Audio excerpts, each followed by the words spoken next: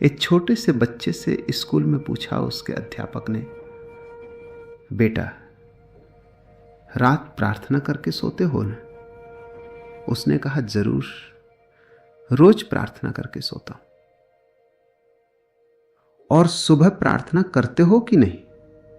उस लड़के ने कहा, सुबह सुबह किस लिए?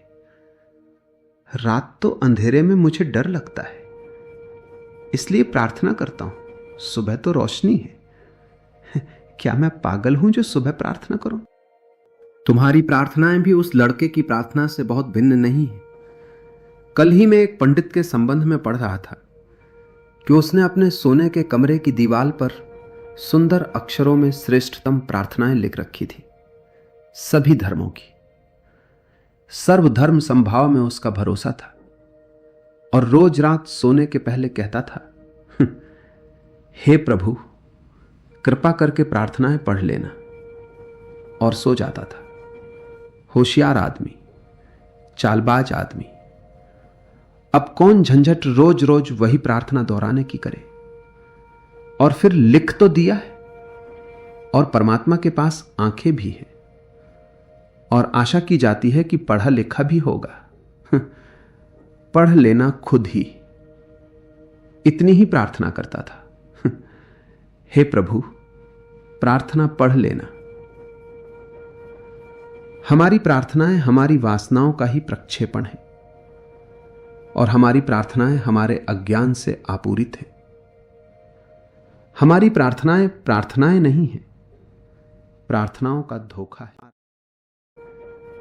एक नंगा फकीर, कोई वस्त्र नहीं, कोई धन नहीं, कोई साम्राज्य नहीं, धरती पर पड़ा है, सूरज की धूप ले रहा है, और सिकंदर पूरा विश्व जीतने निकला है। उसके कदमों तले साम्राज्य कांपते हैं, लेकिन सामने ये आदमी नंगा है, और फिर भी कैसा अलमस्त, कैसा बेपरवाह। सिकंदर प्रभावित हुआ और उसने कहा, डायोजनीस, कुछ मांग लो, जो चाहो मांग लो। सिकंदर खाली हाथ किसी को लौटाता नहीं। डायोजनीस ने नीचे से ऊपर तक सिकंदर को देखा और मुस्कुराया, कहा, अभी तो तुम्हारी ही आकांक्षाओं का पात्र भरा नहीं, तुम मुझे क्या दोगे? तुमसे क्या मांगू? फिर भी, ताकि तुम्हें बुरा ना लगे, तुम्हारा अपमान ना हो, इतना ही मांगता हूं, जरा हट जाओ। क्योंकि मैं सुबह सुबह सूरज की धूप ले रहा था और तुम बीच में आ खड़े हुए हो। बस यही दे दो।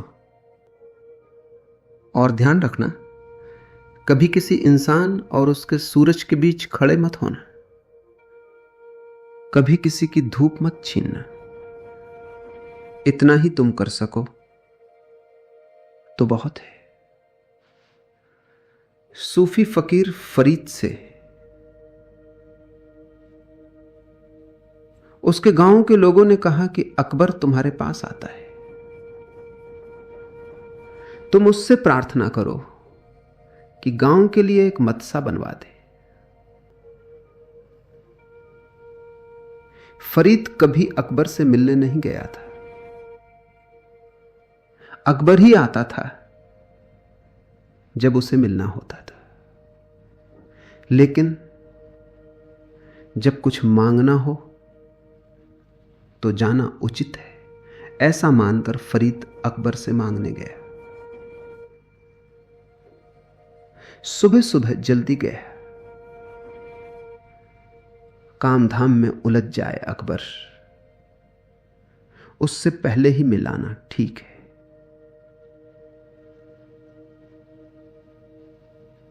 पहुंचा महल, सम्मानपूर्वक उसे अंदर ले जाया गया। अकबर तब प्रार्थना कर रहा था, सुबह की नमाज पढ़ रहा था। फरीद पीछे खड़ा रहा। अकबर ने नमाज पूरी की। दोनों हाथ आकाश की तरफ फैलाए और परमात्मा से कहा, हे प्रभु, मेरी धन संपदा बढ़ा, मेरे राज्य को बढ़ा, मुझ पर कृपा कर।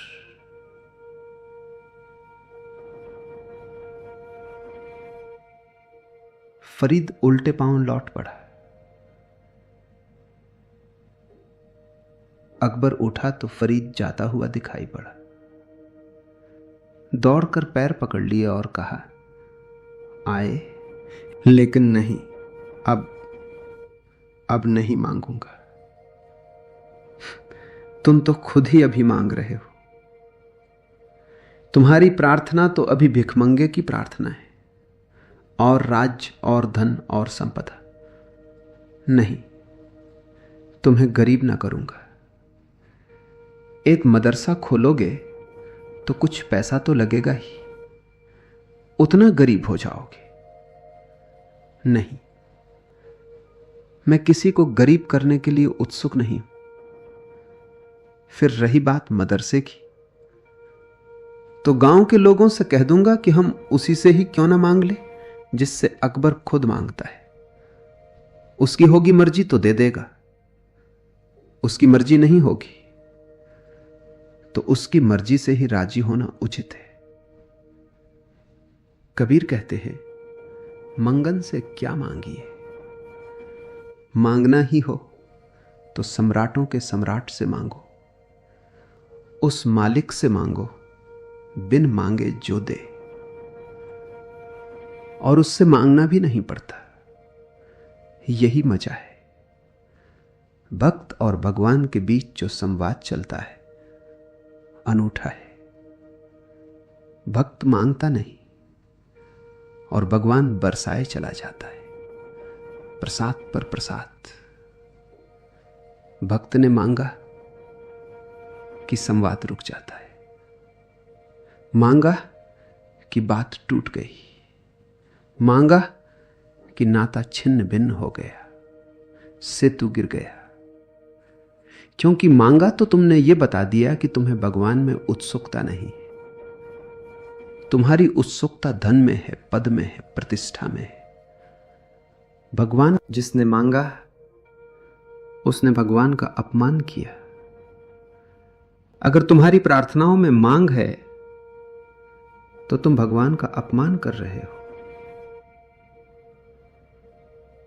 लोग मुझसे पूछते हैं कि हमारी प्रार्थनाएं पूरी क्यों नहीं होती। तुम्हारी प्रार्थनाएं परमात्मा तक पहुंच ही नहीं सकती। वे प्रार्थनाएं नहीं हैं, अपमान है, स्तुति नहीं है, गालियां हैं। क्यों? क्योंकि जब भी तुम कुछ मांगते हो तभी तुम ये कह रहे हो कि भगवान से भी बड़ी कोई चीज है जिसके लिए हम भगवान को भी साधन बना रहे। अगर शैतान दे सकता हो तो हम शैतान की प्रार्थना करेंगे। कहते हैं कि भगवान देता है तो भगवान की प्रार्थना करते हैं। मैंने सुना है मुल्ला नसरुद्दीन की अंतिम घड़ी आई तो धर्मगुरु उसे आखिरी प्रार्थना करवाने आया। मुल्ला ने कहा, अभी तो मैं प्रार्थना खुद कर सकता हूं, आप बैठे विराजे, मैं प्रार्थना करता हूं।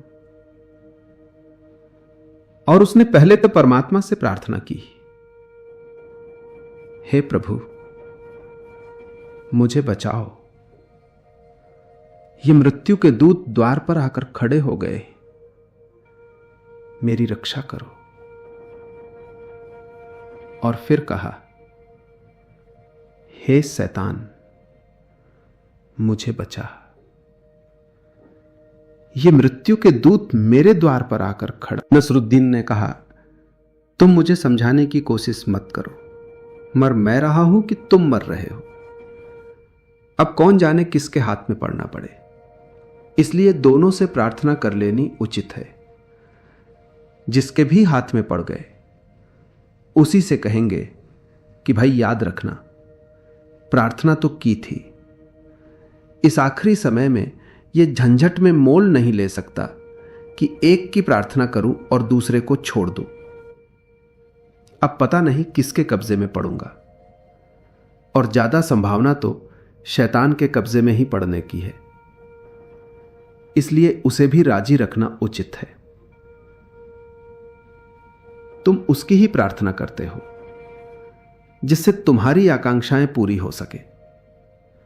फिर वो परमात्मा हो कि शैतान हो, तुम्हें न परमात्मा से प्रयोजन है न शैतान से। तुम्हें अपनी आकांक्षा से प्रयोजन है, इनका तो तुम उपयोग कर रहे हो। इसलिए भक्त मांगता नहीं, बिन मांगे मिलता है, बहुत मिलता है, अकूत मिलता है, तौला नहीं जा सकता, इतना मिलता है। प्रसाद की सतत वर्षा होती रहती है, लेकिन बिन मांगे। मांगा की तत्क्षण वर्षा बंद हो जाती है। और तुमने तो जो प्रार्थना सीखी है और तुम्हारे धर्म गुरुओं ने तुम्हें जो प्रार्थनाएं सिखाई हैं, वे सब मांगने की हैं। पानी ना गिरे तो हवन, यज्ञ।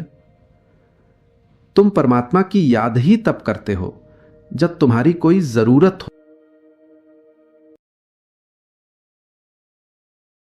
सिकंदर प्रभावित हुआ और उसने कहा, डायोजनीस, कुछ मांग लो, जो चाहो मांग लो। सिकंदर खाली हाथ किसी को लौट आता नहीं। डायोजनीस ने नीचे से ऊपर तक सिकंदर को देखा और मुस्कुराया, कहा, अभी तो तुम्हारी ही आकांक्षाओं का पात्र भरा नहीं, तुम मुझे क्या दोगे? तुमसे क्या मांगू? फिर भी ताकि तुम्हें बुरा ना लगे, तुम्हारा अपमान ना हो, इतना ही मांगता हूं, जरा हट जाओ। क्योंकि मैं सुबह सुबह सूरज की धूप ले रहा था और तुम बीच में आ खड़े हुए हो। बस यही दे दो। और ध्यान रखना, कभी किसी इंसान और उसके सूरज के बीच खड़े मत होना, कभी किसी की धूप मत छीनना। इतना ही तुम कर सको तो बहुत है। सूफी फकीर फरीद से उसके गांव के लोगों ने कहा कि अकबर तुम्हारे पास आता है, तुम उससे प्रार्थना करो कि गांव के लिए एक मदरसा बनवा दे। फरीद कभी अकबर से मिलने नहीं गया था। अकबर ही आता था जब उसे मिलना होता था। लेकिन जब कुछ मांगना हो तो जाना उचित है, ऐसा मानकर फरीद अकबर से मांगने गया। सुबह सुबह जल्दी गया, काम धाम में उलझ जाए अकबर, उससे पहले ही मिलाना ठीक है।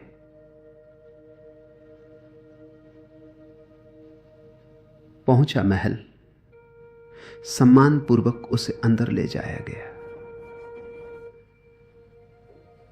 अकबर तब प्रार्थना कर रहा था, सुबह की नमाज पढ़ रहा था। फरीद पीछे खड़ा रहा।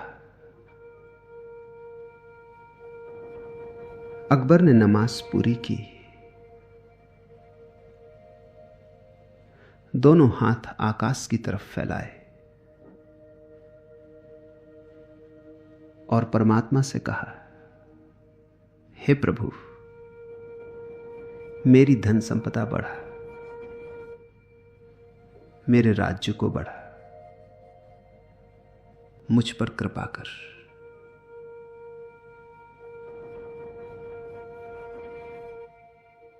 फरीद उल्टे पांव लौट पड़ा। अकबर उठा तो फरीद जाता हुआ दिखाई पड़ा। दौड़कर पैर पकड़ लिए और कहा, आए, लेकिन नहीं, अब नहीं मांगूंगा। तुम तो खुद ही अभी मांग रहे हो। तुम्हारी प्रार्थना तो अभी भिखमंगे की प्रार्थना है, और राज्य और धन और संपदा। नहीं, तुम्हें गरीब ना करूंगा। एक मदरसा खोलोगे तो कुछ पैसा तो लगेगा ही, उतना गरीब हो जाओगे। नहीं, मैं किसी को गरीब करने के लिए उत्सुक नहीं। फिर रही बात मदरसे की, तो गांव के लोगों से कह दूंगा कि हम उसी से ही क्यों ना मांग ले जिससे अकबर खुद मांगता है। उसकी होगी मर्जी तो दे देगा, उसकी मर्जी नहीं होगी तो उसकी मर्जी से ही राजी होना उचित है। कबीर कहते हैं, मंगन से क्या मांगिए, मांगना ही हो तो सम्राटों के सम्राट से मांगो, उस मालिक से मांगो बिन मांगे जो दे। और उससे मांगना भी नहीं पड़ता, यही मजा है। भक्त और भगवान के बीच जो संवाद चलता है अनूठा है। भक्त मांगता नहीं और भगवान बरसाए चला जाता है, प्रसाद पर प्रसाद।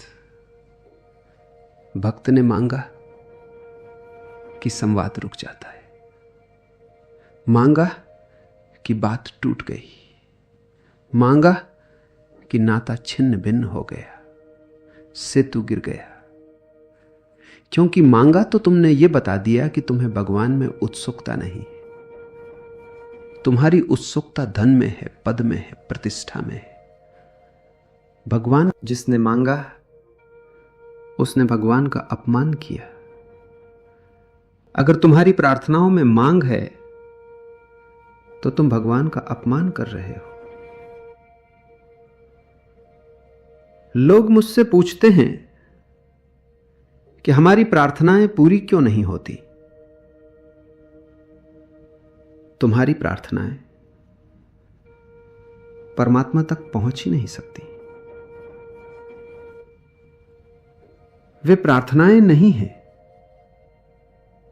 अपमान है, स्तुति नहीं है, गालियां हैं। क्यों? क्योंकि जब भी तुम कुछ मांगते हो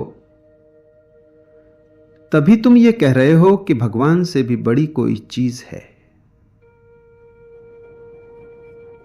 जिसके लिए हम भगवान को भी साधन बना रहे। अगर शैतान दे सकता हो तो हम शैतान की प्रार्थना करेंगे।